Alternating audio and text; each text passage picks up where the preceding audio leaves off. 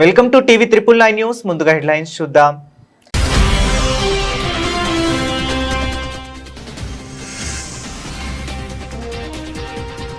అయోధ్య రామయంత్ర ప్రతిష్టలో పాల్గొన్న రాష్ట్రపతి, బలరామునికి పూజలు.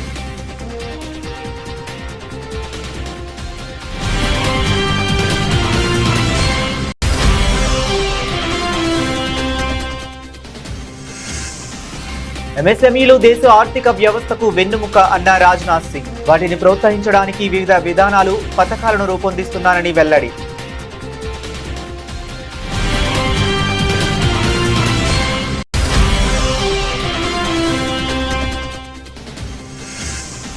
దేశ ఇంధన అవసరాలు తీరేలా సంబంధిత ఆదేశాలతో సంప్రదింపులు జరుపుతున్నాం, స్పష్టం చేసిన విదేశాంగ శాఖ అధికార ప్రతినిధి రణధీర జైస్వాల్.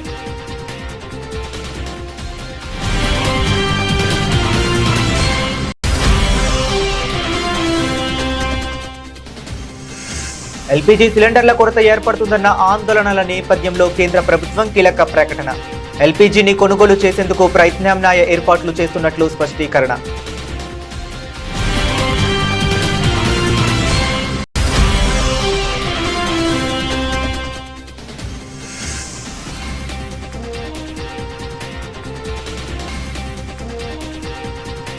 వందే మాత్రం పాడాల్సిందే, ఎంఐఎంపై కేంద్ర మంత్రి బండి సంజయ్ ఫైర్.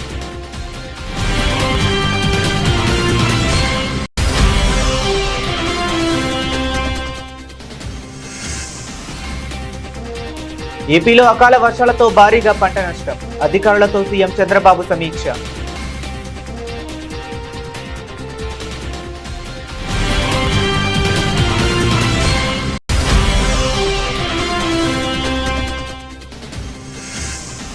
$2,15,200 కోట్లతో జాగృతి ప్రజా బడ్జెట్ విద్య, వైద్యం, సంక్షేమానికి పెద్దపీట వేస్తున్నానన్న జాగృతి అధ్యక్షురాలు కవిత.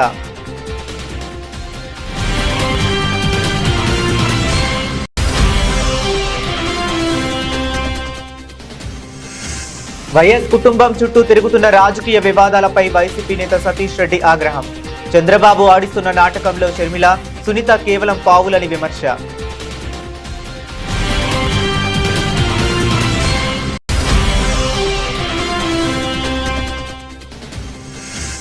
కాంగ్రెస్ ప్రభుత్వంపై బీఆర్ఎస్ నేత మన్నే క్రిషాంక్ సంచలన వ్యాఖ్యలు. అంగన్వాడీల స్మార్ట్ ఫోన్ల టెండర్లలో 30 కోట్ల కుంభకోణానికి తెరలేపిందని విమర్శలు.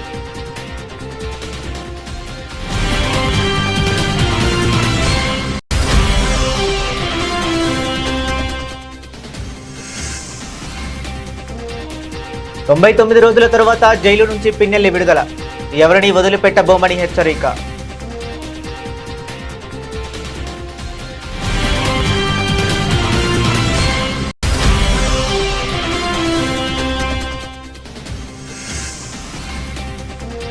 ద ప్యారడైజ్ నుంచి మోహన్ బాబు బర్త్డే ట్రీట్, నాని సినిమాలో క్రూరమైన పాత్రలో కలెక్షన్ కింగ్.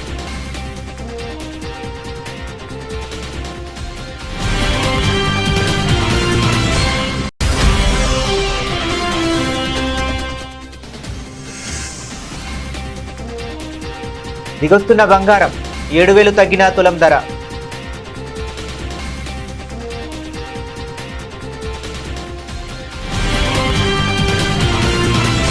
భారత రాష్ట్రపతి ద్రౌపది ముర్ము అయోధ్యలో రామ జన్మభూమి ఆలయాన్ని దర్శించారు. బాలరామునికి ప్రత్యేక పూజలు నిర్వహించారు. టెంపుల్ కాంప్లెక్స్ లో రామయంత్ర ప్రతిష్టలో పాల్గొన్నారు. ఉత్తరప్రదేశ్ గవర్నర్ ఆనందీబెన్ పటేల్, ముఖ్యమంత్రి యోగి ఆదిత్యనాథ్ కూడా రాష్ట్రపతి వెంట ఉన్నారు. ఆలయ నిర్మాణంలో పనిచేసిన సుమారు 6,000 మంది కార్మికులను, అంగన్వాడీ వ్యాపారులను, కళాకారులను ఈ కార్యక్రమానికి రామ జన్మభూమి ఆలయ ట్రస్ట్ ఆహ్వానించింది. శ్రీరామ యంత్రాన్ని రాష్ట్రపతి ప్రతిష్ఠించి హారతి ఇచ్చారు. అనంతరం టెంపుల్ కాంప్లెక్స్ లోని 7 ఆలయాలను ఆమె దర్శించారు. ఈ రోజుతో రామ్లల్లా నిర్మాణం పూర్తి కావటం విశేషమని, యావత్ దేశ ప్రజలే కాకుండా విదేశీయులు సైతం ఇక నుంచి పూర్తి ఆలయాన్ని దర్శించుకోవచ్చని శ్రీరామ జన్మభూమి తీర్థక్షేత్ర ట్రస్ట్ కోశాధికారి స్వామి గోవింద్ దేవ్గిరి మహారాజ్ తెలిపారు. అయోధ్యలోని రామాలయంలో బాలరాముని విగ్రహ ప్రతిష్ఠ 2023 జనవరి 22న జరిగింది. ఆ తరువాతి సంవత్సరం 2024 మే 1న రాష్ట్రపతి ద్రౌపది ముర్ము తొలిసారిగా రామాలయాన్ని సందర్శించారు. మరోసారి ఉగాది పర్వదినం సందర్భంగా అయోధ్య రాముని దర్శించుకొని ప్రత్యేక పూజలు నిర్వహించారుతో పాటు రామయంత్ర ప్రతిష్టాపనలో పాల్గొనడం విశేషం. हमारे देश का पुनर्जागरण आर्थिक, सामाजिक, राजनीतिक और सांस्कृतिक इन सभी आयामों पर हो रहा है। देवभक्तों और देवभक्ति दोनों का मार्ग एक ही है। प्रभु श्री राम को सही अर्थों में नमन करना और भारत माता के बंधन करना एक ही है। जिस हृदय से नमामि रामम रघुवंशनाथम का भाव प्रसारित होता है, उसी हृदय से वंदे मातरम के हमारे राष्ट्रीय गीत का गायन होता है। राष्ट्रकवि मैत्री शरण गुप्त जी ने लिखा है कि पुण्यभूमि भारत के आकर्षण से प्रभु श्री राम ने यहाँ अवतरण किया था। गुप्त जी के महाकाव्य साकेत में प्रभु श्री राम कहते हैं, इस बुतोल को ही स्वर्ग बनाने आया। ఎంఎస్ఎంఈలు మన సాంప్రదాయ గ్రామీణ ఆర్థిక వ్యవస్థలో లోతుగా పాతుకుపోయి ఉన్నాయని కేంద్ర రక్షణ శాఖ మంత్రి రాజ్నాథ్ సింగ్ అన్నారు. ఆర్థిక వ్యవస్థ ఎంత అభివృద్ధి చెందినప్పటికీ ఎంఎస్ఎంఈలు ఆవిష్కరణ, ఉద్యోగ కల్పన మరియు స్థానిక ఆర్థిక అభివృద్ధికి కీలకమైన స్తంభంగా నిలుస్తాయని పేర్కొన్నారు. చిన్న మరియు మధ్య తరహా పరిశ్రమలు మన ఆర్థిక వ్యవస్థకు వెన్నుముక వంటివి మరియు ఈ రంగాన్ని ప్రోత్సహించడానికి ప్రభుత్వం వివిధ విధానాలను, పథకాలను రూపొందిస్తుందని రాజ్నాథ్ సింగ్ వెల్లడించారు. डिफेंस प्रोग्राम्स का हिस्सा बनेंगे तो हम इनोवेशन की गति को और तेज कर पाएंगे। साथियों, यदि हम थोड़ा पीछे जाकर देखें तो स्पष्ट होता है कि एमएसएमई का कंसेप्ट भारत में कोई यह नया कंसेप्ट नहीं है, बल्कि इनकी जड़ें हमारी ट्रेडिशनल रूरल इकोनॉमी से गहराई से जुड़ी हुई हैं। 19वीं सेंचुरी तक भारत की इकोनॉमी मुख्यतः आत्मनिर्भर गांवों पर आधारित थी, जहां लाइवलीहुड के अधिकांश साधन स्थानीय स्तर पर ही उपलब्ध थे। गांवों में छोटे उद्योग, कारीगरी और ग्रामोद्योग की सशक्त परंपरा थी, जिसने इकोनॉमी को लंबे समय तक स्थिर बनाए रखा, और केवल स्थिर ही नहीं बनाए रखा बल्कि मजबूत भी बनाए रखा। ग्रामीण जीवन में अधिकांश जरूरतें जैसे फूड ग्रेन्स हों, दालें हों, कपड़े हों, अन्य दैनिक उपयोग की जो वस्तुएं होती हैं, गांव के भीतर ही पूरी हो जाती थी, जिससे बाहरी निर्भरता स्वाभाविक रूप से कम हुआ करती थी। यह दिखाता है कि उस समय की व्यवस्था कितनी बैलेंस्ड और कितनी ऑर्गेनाइज्ड थी। कपड़े बना ఇరాన్, అమెరికా, ఇజ్రాయెల్ యుద్ధం కారణంగా పశ్చిమాసియా పరిణామాలు మన దేశానికే కాకుండా ప్రపంచానికే పరీక్షగా మారాయని కేంద్ర ప్రభుత్వం పేర్కొంది. దేశ ఇంధన అవసరాలు తీరేలా చూసుకోవడానికి సంబంధిత దేశాలతో సంప్రదింపులు జరుపుతున్నట్లు తెలిపింది. ఈ మేరకు విదేశాంగ శాఖ అధికార ప్రతినిధి రణధీర జైస్వాల్ మీడియాతో మాట్లాడుతూ పశ్చిమాసియాలో నెలకొన్న పరిస్థితులను నిశితంగా పరిశీలిస్తున్నామని అన్నారు. కువైత్ యువరాజుతో ప్రధానమంత్రి నరేంద్ర మోదీ మాట్లాడారని జైస్వాల్ తెలిపారు. ఆయా దేశాలు భాగస్వామ్య పక్షాలతో దౌత్యపరంగా చర్చలు జరుపుతున్నట్లు తెలిపారు. ఈ చర్చల ఫలితంగా 2 ఎల్పీజీ నౌకలు హార్ముజ్ జలసంధి ద్వారా మన దేశానికి చేరుకున్నాయని తెలిపారు. Now with the latest attacks, our LNG supply is going to be impacted, and it has been impacted because of the closure of the Strait of Hormuz. But we are in discussion with several countries. We are in touch with all the stakeholders there to see how best we can secure our energy needs, and there can be unimpeded transit for our cargo. About energy, we have received requests from several of our neighboring countries, and I had spoken about it earlier as well. We have received requests from Bangladesh, from Sri Lanka, from Maldives, and some other neighboring countries. As I had indicated earlier, India has been supplying diesel to Bangladesh since 2007 through various modes of transportation. We are continuing to assist Bangladesh and our other neighbors even currently. This is being done factoring in our own requirement, our refining capacity, and our diesel availability. LPG సిలిండర్ల కొరత ఏర్పడుతుందన్న ఆందోళనల నేపథ్యంలో కేంద్ర ప్రభుత్వం కీలక ప్రకటన చేసింది. మధ్య ప్రాచ్యంలో నెలకొన్న సంక్షోభం కారణంగా సరఫరాలో అంతరాయాలు ఏర్పడుతున్నప్పటికీ అమెరికా వంటి దేశాల నుంచి ధృవీకృత పెట్రోలియం గ్యాస్ ను కొనుగోలు చేసేందుకు ప్రత్యామ్నాయ ఏర్పాట్లు చేస్తున్నట్లు స్పష్టం చేసింది. దేశంలో ఎక్కడా గ్యాస్ కొరత లేదని, ప్రజలు ఆందోళన చెందాల్సిన అవసరం లేదని భరోసా ఇచ్చింది. పెట్రోలియం, సహజ వాయువు మంత్రిత్వ శాఖ జాయింట్ సెక్రటరీ సుజాత శర్మ మాట్లాడుతూ, యుద్ధ పరిస్థితుల కారణంగా ఆందోళన ఉన్నప్పటికీ ఏ ఎల్పీజీ డిస్ట్రిబ్యూటర్ వద్ద కూడా గ్యాస్ కొరత లేదు. సిలిండర్ల డెలివరీ సాధారణంగానే కొనసాగుతుంది అని తెలిపారు. ప్రజల్లో భయాందోళనలు తగ్గి పానిక్ బుకింగ్ కూడా తగ్గిందని, బుధవారం ఒక్కరోజే దాదాపు 57 లక్షల రీఫిల్ బుకింగ్లు వచ్చాయని ఆమె వివరించారు. దేశంలో ముడి చమురు పరిస్థితి, రిఫైనరీ కార్యకలాపాలు కూడా సాధారణంగానే ఉన్నాయని చెప్పారు. क्रूड सिचुएशन और रिफाइनरी ऑपरेशन नॉर्मल है. रिटेल पंप्स पर कोई भी ड्राई आउट नहीं रिपोर्टेड है and all the retail outlets are operating normally. Domestic PNG and CNG for transport 100% supply is ensured without any cut. इसके अलावा आप सभी के माध्यम से हम पिछले कुछ दिन से अपने एलपीजी कमर्शियल उपभोक्ताओं से अपील कर रहे हैं कि जहां पर भी वो एलपीजी से सीएनजी पर शिफ्ट हो सकते हैं, कृपया वो उस तरफ अग्रसर हों. और इसी संबंध में बहुत सारी कंपनियों ने भी कुछ इंसेंटिव घोषित किए.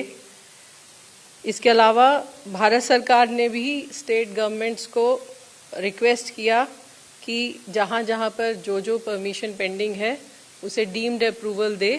इसके अलावा जो नए जितने भी रिक्वेस्ट आ रही हैं उनको भी 24 घंटे के अंदर अप्रूवल दे. इसके अलावा भारत सरकार ने सभी स्टेट गवर्नमेंट्स को जो भी पीएनजी नेटवर्क के एक्सपेंशन में सहयोग देंगे उन्हें 10% एडिशनल कमर्शियल एलपीजी देने की बात कही है. అసెంబ్లీలో వందే మాత్రం ఆలపించే సమయంలో ఎంఐఎం ఎమ్మెల్యేలు బయటకు వెళ్లడంపై కేంద్ర హోంశాఖ సహాయ మంత్రి బండి సంజయ్ తీవ్ర స్థాయిలో విరుచుకుపడ్డారు. ఈ దేశంలో ఉండేవారు ఎవరైనా జాతీయ గీతాన్ని గౌరవించి వందే మాత్రం పాడాల్సిందేనని స్పష్టం చేశారు. కరీంనగర్లో నిర్వహించిన మీడియా సమావేశంలో ఆయన మాట్లాడుతూ, బీజేపీ అధికారంలోకి వస్తే వందే మాత్రం గానాన్ని తప్పనిసరి చేస్తుందని, ఉల్లంఘించిన వారిపై కఠిన చర్యలు తీసుకుంటామని హెచ్చరించారు. ఎంఐఎం నేతల తీరును ఆయన తీవ్రంగా ఖండించారు. గౌరవ రాష్ట్రపతి గారు, గౌరవ గవర్నర్ గారి యొక్క అధికారిక కార్యక్రమంలో వందే మాతర గేయాన్ని ఆలపించడం తప్పనిసరి చేస్తూ రాజ్యాంగాన్ని అనుసరించి కేంద్రము చట్టం చేసిన విషయం వాస్తవం. ఉత్తర్వులు జారీ చేసింది. ఆ ఉత్తర్వులను ధిక్కరించి వాళ్ళ నిండు శాసనసభలో దాన్ని ధిక్కరించడము ఎంతవరకు కరెక్టో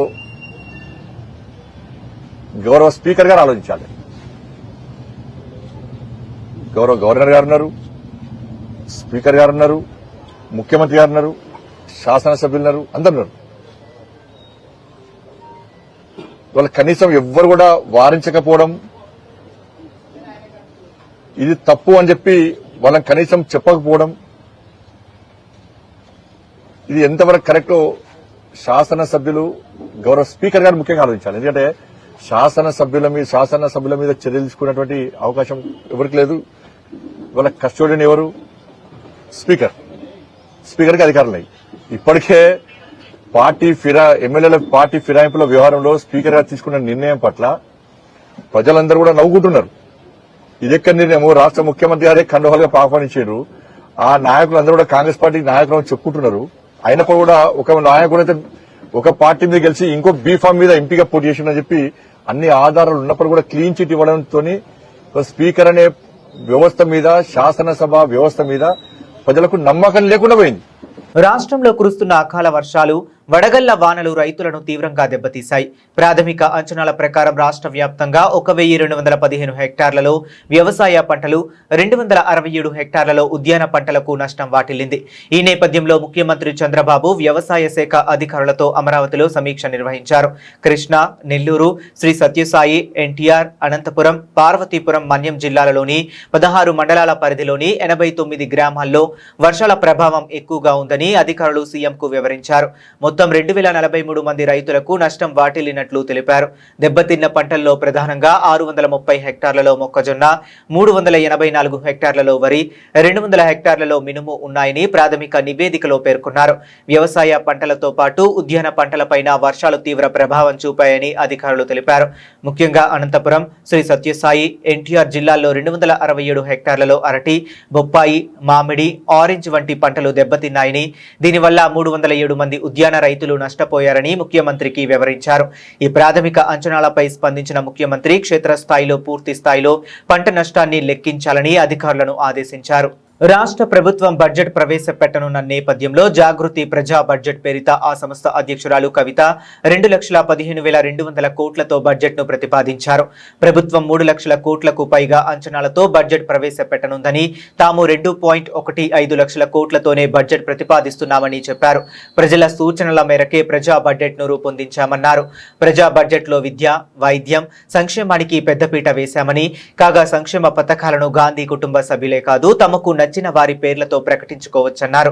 తాము ప్రతిపాదించిన బడ్జెట్ వల్ల రాష్ట్ర పురోగతితో పాటు సంపద సృష్టి కూడా జరుగుతుందని కవిత పేర్కొన్నారు. తెలంగాణ జాగృతి ప్రజా బడ్జెట్ ని ప్రవేశపెడుతుంది. రేపు పొద్దున జాగృతి గవర్నమెంట్ లోకి వచ్చిన జాగృతి సంస్థ వాళ్ళు ప్రజా బడ్జెట్ ప్రవేశపెట్టాల్సిందే. దానికోసమే ఇలా మనం నాంది పలుకుతాం. వైద్యానికి సంబంధించి ఇవాళ ప్రతి ఒక్కరం కూడా అరిగోసబడుతున్నాం. వైద్యానికి మనం జాగృతి ప్రజా బడ్జెట్ లో 25,000 కోట్లను కేటాయిస్తా ఉన్నాం. విద్యకు మంచి పెద్దపీట వేసి 30,000 కోట్ల రూపాయలు కేటాయించాలని చెప్పి మేము డిమాండ్ చేస్తూ ఉన్నాం. మరి 10,000 కోట్ల రూపాయలు యూనివర్సిటీలకు కేటాయించాలని డిమాండ్ చేస్తూ ఉన్నాం. 2 లక్షల మందికి ప్రతి సంవత్సరం ఉద్యోగం ఇస్తామన్నారు. ఈ సంవత్సరానికి 2 లక్షల మందికి ఉద్యోగాలు ఇస్తూ దానికి సంబంధించి 3,000 కోట్ల రూపాయలను బడ్జెట్లో పెట్టాలని చెప్పి మేము డిమాండ్ చేస్తూ ఉన్నాం. అన్ని రకాల వర్గాలు కూడా పెన్షన్లు రాకుండా ఇబ్బంది పడుతున్నారు కాబట్టి మీరు పెంచాల్సిన పెన్షన్కి 25,000 కోట్ల రూపాయలు తెలంగాణ జాగృతి ప్రజా బడ్జెట్లో ప్రతిపాదిస్తున్నది. 5,000 కోట్ల రూపాయలు ప్రజా కళాకారులకు పెట్టాలని చెప్పి జాగృతి బడ్జెట్ డిమాండ్ చేస్తూ ఉంది. మీరు ఆడబిడ్డలకు ఏదైతే 2,500 రూపాయలు ఇస్తాం ప్రతి నెల అని చెప్పినరో దానికి సంబంధించి 15,000 కోట్ల రూపాయలు ఈ సంవత్సరానికి సరిపడా పెట్టాలని చెప్పి జాగృతి డిమాండ్ చేస్తూ ఉన్నది. ఇండ్లు కట్టిస్తాం ప్రతి ఒక్కరికి ఇందిరమ్మ ఇండ్లు అని చెప్పిండ్రు. 8 లక్షల ఇండ్లకు సంబంధించి 20,000 కోట్ల రూపాయలు పెట్టాలని చెప్పి ప్రజా బడ్జెట్ జాగృతి తరఫున మేము ప్రతిపాదన చేస్తా ఉన్నాం. తెలంగాణ ప్రత్యేక రాష్ట్రం రావడానికి వైఎస్ కుటుంబం చుట్టూ తిరుగుతున్న రాజకీయ వివాదాలపై వైసీపీ రాష్ట్ర ప్రధాన కార్యదర్శి సతీష్ రెడ్డి నిప్పులు చెరిగారు. ముఖ్యమంత్రి చంద్రబాబు ఆడిస్తున్న నాటకంలో షర్మిల, సునీత కేవలం పావులని అన్నారు. తాడేపల్లిలో జరిగిన మీడియా సమావేశంలో ఆయన మాట్లాడుతూ ఈ వ్యాఖ్యలు చేశారు. వైఎస్ కుటుంబ ఆస్తుల తగాదాలపై వస్తున్న ఆరోపణలను సతీష్ రెడ్డి తిప్పికొట్టారు. వైఎస్ రాజశేఖర రెడ్డి బతుకున్నప్పుడే షర్మిలకు భారీగా ఆస్తులు రాసిచ్చారు. జూబ్లీహిల్స్ ఇల్లు, ఇడుపులపాయ భూములు, హైడ్రో ప్రాజెక్టుల్లో వాటాలు, ఇలా కొడుకు కంటే కూతురుకే వైఎస్ఆర్ ఎక్కువ ప్రాధాన్యత ఇచ్చారు. ఇప్పుడు జగన్ తన స్వార్జితంతో సంపాదించుకున్న ఆస్తుల్లో కూడా వాటా కావాలని అడగడం ధర్మం కాదు అని ఆయన స్పష్టం చేశారు. గత ఎన్నికల్లో షర్మిల ఖర్చు చేసిన ప్రతి పైసా చంద్రబాబు ఇచ్చినదేనని ఆయన ఆరోపించారు. ఈ యొక్క కేసు సంబంధించి ఫస్ట్ టెస్ట్ మనీ ఏదన్నా ఉందంటే ఆ యొక్క వివేకానంద రెడ్డి హత్యలో పాల్పంచుకున్నటువంటి దస్తగిరి ఇచ్చినటువంటి వాంగ్మూలం. ఈ దస్తగిరి ఇచ్చినటువంటి వాంగ్మూలం దయచేసి అందరికీ నేను సర్క్యులేట్ చేస్తాను. ఇది పబ్లిక్ డొమైన్ లో కూడా ఉంది. దస్తగిరి ఏమని ఇచ్చాడమ్మా? ఎక్కడన్నా అవినాష్ రెడ్డి చెప్పాడని ఎక్కడన్నా ఉందా? దీంట్లో క్లియర్గా దీంట్లో ఎర్రగంగిరెడ్డి అనేటువంటి వ్యక్తి ఎవరైతే 24 గంటలు వివేకానంద రెడ్డి గారికి నీడగా ఉన్నారో ఆ వ్యక్తి ఒక ల్యాండ్ డీల్, ఒక భూమికి సంబంధించినటువంటి ఒక తగాదా బెంగళూరులో సాల్వ్ చేయను పోయినామని, దాంట్లో ఏదో డబ్బులు వచ్చిందని, ఆ డబ్బులు పంపకంలో ఎర్రగంగిరెడ్డికి వివేకానంద రెడ్డికి మనస్పర్ధాలు వచ్చాయని చెప్పి ఈ స్టేట్మెంట్ దస్తగిరిచ్చినటువంటి స్టేట్మెంట్. ఇది వాస్తవం కాదా? ఎర్రగంగిరెడ్డికి మీ తండ్రి వివేకానంద రెడ్డి గారికి ఈ విషయం బయటకు వస్తే ఎవరికమ్మా ప్రతిష్ట? ఎవరో ఆస్తుల మీద పోయి ల్యాండ్ సెటిల్మెంట్, ల్యాండ్ డీల్ చేయాలని చెప్పి వివేకానంద రెడ్డి పోయినాడంటే ఎవరికి తల్లి ఆ ప్రతిష్ట? ఇది కాదా ఉండేది దీంట్లో? అది వదిలిపెడదాం. నెక్స్ట్ రెండవది, మీరు మాట్లాడేటప్పుడు ఈ దస్తగిరి ఇచ్చినటువంటి స్టేట్మెంట్లో యాదంతి Sunil Yadav hit on the genitals area of Y.S. Vivekananda Reddy sir with his right leg and said, మా అమ్మని అడుగుతావరా డాష్ డాష్, మా అమ్మని అడుగుతావరా అని చెప్పి ఆ సునీల్ యాదవ్ వివేకానంద రెడ్డిని తన్ని ఆయన మీద జెంటిల్స్ మీద, అంటే మీకు తెలిసిట్టది మర్మాయువుల మీద కొట్టినట్టు, గొడ్డలతో కొట్టినట్టు. దాన్ని బట్టి ఏమని అర్థమవుతుందమ్మా? ఈ విషయాలన్నీ జనం లేకపోతే ఎవరికమ్మా డ్యామేజ్ అయ్యేది? అంగన్వాడీ టీచర్లకు అందజేసే స్మార్ట్ ఫోన్ల టెండర్లలో రాష్ట్ర సర్కార్ 30 కోట్ల కుంభకోణానికి తెరలేపిందని బీఆర్ఎస్ అధికార ప్రతినిధి మన్నే కృషాంక్ సంచలన ఆరోపణలు చేశారు. తన శాఖలో ఇంతటి అవినీతి జరుగుతుండగా మంత్రి సీతక్క మౌనం వహించడంలో ఆంతర్యమేమిటని ప్రశ్నించారు.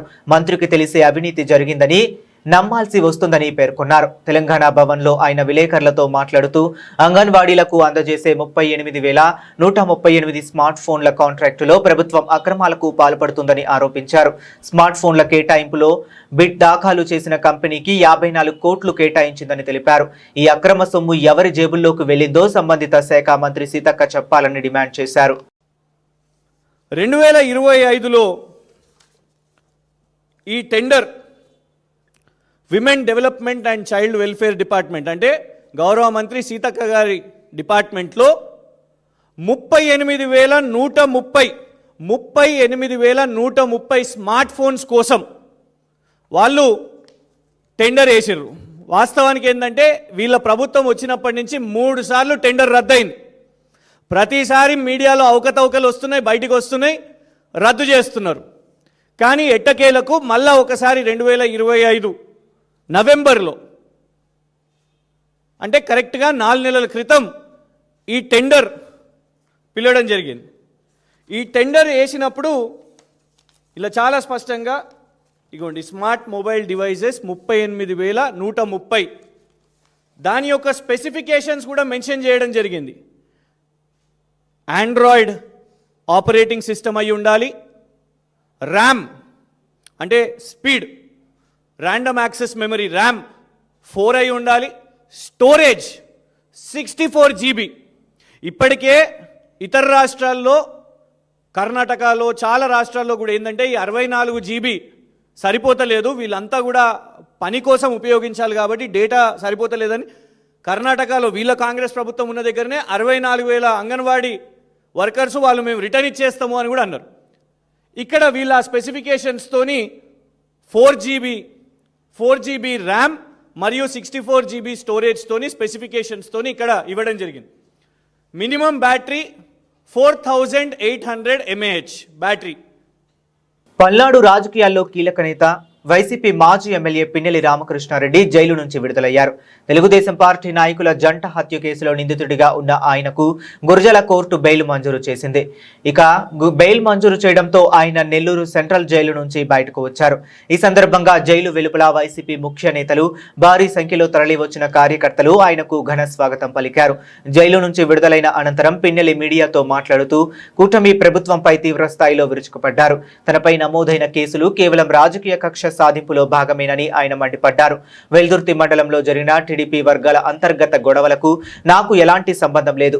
ఆధిపత్య పోరులో జరిగిన హత్యల ఘటనలో నన్ను ఉద్దేశపూర్వకంగా నిందితుడిగా ఇరికించారు అని ఆయన స్పష్టం చేశారు. వెల్దుర్తి మండలం గుళ్లపాడు గ్రామంలో తెలుగుదేశం 2 వర్గాలకు సంబంధించి జరిగిన గొడవలో అక్రమంగా, అన్యాయంగా మా మీద కేసు బరాయించి ఈ రోజుకి 99 రోజులు అక్రమంగా కూడా నిర్బంధించడం జరిగింది. ఆ గ్రామంలో ఈ సంఘటన జరగడానికి 1 నెల ముందు కూడా ఆధిపత్య పోరులో 2 వర్గాలకు సంబంధించి అక్కడ గొడవలు జరిగినాయి. కన్సల్ట్ ఎస్పీ గారు కూడా ఆ గ్రామాన్ని సందర్శించడం జరిగింది. టోటల్గా కూడా ఆ గ్రామానికి సంబంధించి ఏం జరుగుతున్నది కూడా తెలుసు. స్పాట్ జరిగిన తర్వాత కూడా ఎస్పీ గారు కూడా మీడియా ముందుకు వచ్చేసి వాళ్ళ 2 ఆధిపత్య పోరు 2 వర్గాలకు సంబంధించి వాళ్ళు 2 తెలుగుదేశం వాళ్ళు చంపుకున్నారని చెప్పడం కూడా జరిగింది. కానీ ఉద్దేశపూర్వకంగా మమ్మల్ని టార్గెట్ చేసి అన్యాయంగా ఈ కేసులో మమ్మల్ని ఇరికించడం జరిగింది. నేను చెప్తా ఉన్నాను, ఖచ్చితంగా మాకంటూ ఒక రోజు వస్తుంది. వచ్చిన రోజు దీని వెనకాల ఎవరున్నారో ఎవరిని కూడా వదిలిపెట్టే ప్రశ్న లేదు. రాజకీయ నాయకులు కాదు, అధికారులు కాదు, ఎవరున్నా కూడా ఖచ్చితంగా వాళ్ళందరినీ కూడా చట్టం ముందు నిలబెడతాం. ఎవరైతే మమ్మల్ని మానసిక లెజెండరీ నటుడు కలెక్షన్ కింగ్ మోహన్ బాబు పుట్టినరోజు సందర్భంగా ఆయన అభిమానులకు అదిరిపోయే అప్డేట్ వచ్చింది. నేచురల్ స్టార్ నాని హీరోగా నటిస్తున్న భారీ పాన్ ఇండియా చిత్రం ది ప్యారడైజ్ నుంచి చిత్ర యూనిట్ ఒక ప్రత్యేకమైన వీడియోను విడుదల చేసింది. ఈ సినిమాలో మోహన్ బాబు అత్యంత శక్తివంతమైన విలన్ పాత్రలో నటిస్తున్నట్లు ప్రకటించింది. ఈ చిత్రంలో మోహన్ బాబు సింకజా మాలిక్ అనే పవర్ఫుల్ డార్క్ క్యారెక్టర్ లో కనిపించనున్నారు. ఆయన పుట్టినరోజు శుభాకాంక్షలు తెలుపుతూ చిత్ర బృందం విడుదల చేసిన వీడియోలో దర్శకుడు శ్రీకాంత్ ఓదెల ఆసక్తికర వ్యాఖ్యలు చేశారు. ఈ తరం వారికి అసలు సిసలు మోహన్ బాబు అంటే తెలియదు. ప్యారడైజ్ సినిమాతో మోహన్ బాబు అంటే ఏంటో చూపిస్తాం అని ఆయన ధీమా వ్యక్తం చేశారు. ఈ మాటలతో సినిమాపై అంచనాలు ఒక్కసారిగా పెరిగాయి. శ్రీకాంత్ ఓదెల దర్శకత్వం వహిస్తున్న ఈ చిత్రాన్ని SLV సినిమాస్ బ్యానర్ పై సుధాకర్ చెరుకూరి నిర్మిస్తున్నారు. Star music director Anirudh Ravichandra సంగీతం అందిస్తున్నారు. ఈ సినిమా ఆగస్టు 21న ప్రపంచ వ్యాప్తంగా విడుదల కానుంది. తెలుగు, హిందీ, తమిళం, కన్నడ, మలయాళంతో పాటు స్పానిష్, ఇంగ్లీష్ భాషల్లో కూడా ఈ చిత్రాన్ని విడుదల చేయనున్నారు. బంగారం కొండ దిగుతున్నది. అంతర్జాతీయ మార్కెట్లో అతి విలువైన లోహాలకు డిమాండ్ పడిపోవడం, పశ్చిమాసియాలో నెలకొన్న ఉద్రిక్త పరిస్థితులు మరింత ముదురుతుండడం, అమెరికా ఫెడరల్ రిజర్వ్ ఈసారి వడ్డీ రేట్లను యథాతథంగా పెంచుతూ తీసుకున్న నిర్ణయంతో ధరలు భారీగా పడిపోయాయి. బంగారం ధర అయితే ఏకంగా 7,000 తగ్గింది. న్యూఢిల్లీ బులియన్ మార్కెట్లో 99.9% స్వచ్ఛత కలిగిన 10 గ్రాముల గోల్డ్ ధర 7,000 లేదా 4.37% తగ్గి 1,53,300కు దిగొచ్చింది. అంతకుముందు ఇది 1,60,300గా ఉన్నది. ఈ ఏడాది మొదట్లో చరిత్రక గరిష్ట స్థాయి 1.83 లక్షలకు చేరుకున్న పుత్తడి ధర ప్రస్తుతానికి 29,700 లేదా 16.23% తగ్గినట్టు అయిందని ఆల్ ఇండియా సరాఫా అసోసియేషన్ వెల్లడించింది. ద్రవ్యోల్బణ భయాలు చుట్టుముట్టనుండడంతో America Fed, bank of Japan వంటి సెంట్రల్ బ్యాంకులు వడ్డీ రేట్లు యథాతథ స్థితికి మొగ్గు చూపడం కారణమని HDFC security senior research Dilip Parmar తెలిపారు. పారిశ్రామిక వర్గాలు, నాణేల తయారీదారుల నుంచి డిమాండ్ అత్యంత మాత్రంగానే ఉండడంతో పాటు గ్లోబల్ గా సిల్వర్ ధరలు భారీగా పడిపోవడంతో దేశీయంగా ధరలు దిగొస్తున్నాయి. కిలో వెండి ధర 17,800 లేదా 7% తగ్గి 2,38,700 రూపాయలకు చేరుకున్నది. బులెటిన్ ముగించే ముందు మరొకసారి హెడ్లైన్స్ చూద్దాం.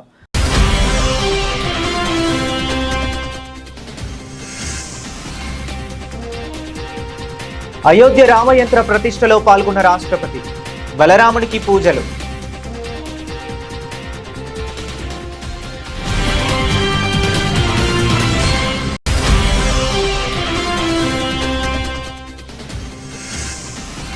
MSMEలు దేశ ఆర్థిక వ్యవస్థకు వెన్నుముక అన్న రాజ్నాథ్ సింగ్. వాటిని ప్రోత్సహించడానికి వివిధ విధానాలు, పథకాలను రూపొందిస్తున్నారని వెల్లడి.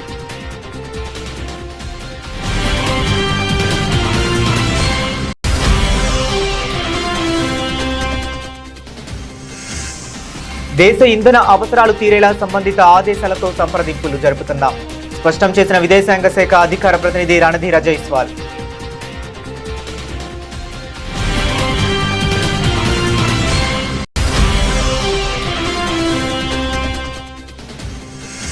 LPG సిలిండర్ల కొరత ఏర్పడుతుందన్న ఆందోళనల నేపథ్యంలో కేంద్ర ప్రభుత్వం కీలక ప్రకటన.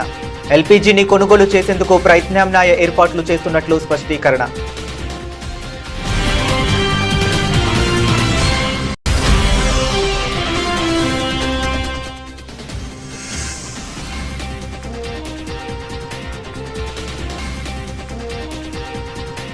వందే మాత్రం పాడాల్సిందే. MIM పై కేంద్ర మంత్రి బండి సంజయ్ ఫైర్.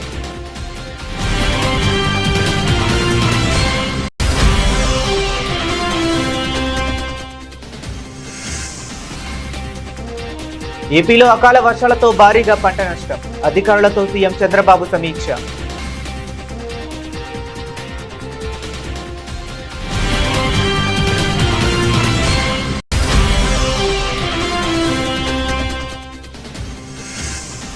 $2,15,200 కోట్లతో జాగృతి ప్రజా బడ్జెట్ విద్య, వైద్యం, సంక్షేమానికి పెద్దపీట వేస్తున్నానన్న జాగృతి అధ్యక్షురాలు కవిత.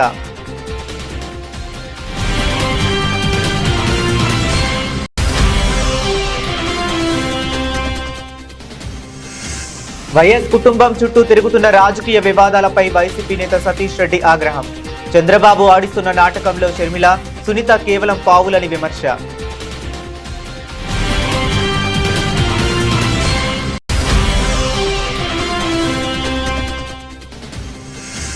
కాంగ్రెస్ ప్రభుత్వంపై బీఆర్ఎస్ నేత మన్నే క్రిషాంక్ సంచలన వ్యాఖ్యలు. అంగన్వాడీల స్మార్ట్ ఫోన్ల టెండర్లలో 30 కోట్ల కుంభకోణానికి తెరలేపిందని విమర్శలు.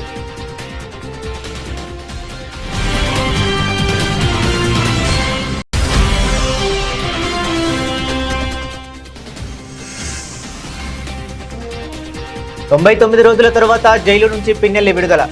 ఎవరిని వదిలిపెట్టబోమని హెచ్చరిక.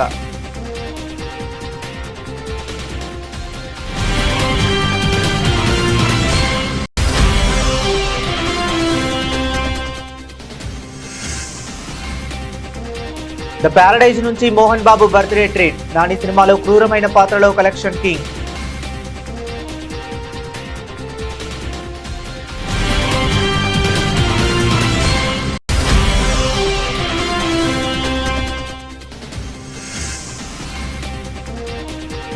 దిగొస్తున్న బంగారం 7,000 తగ్గిన తులం ధర.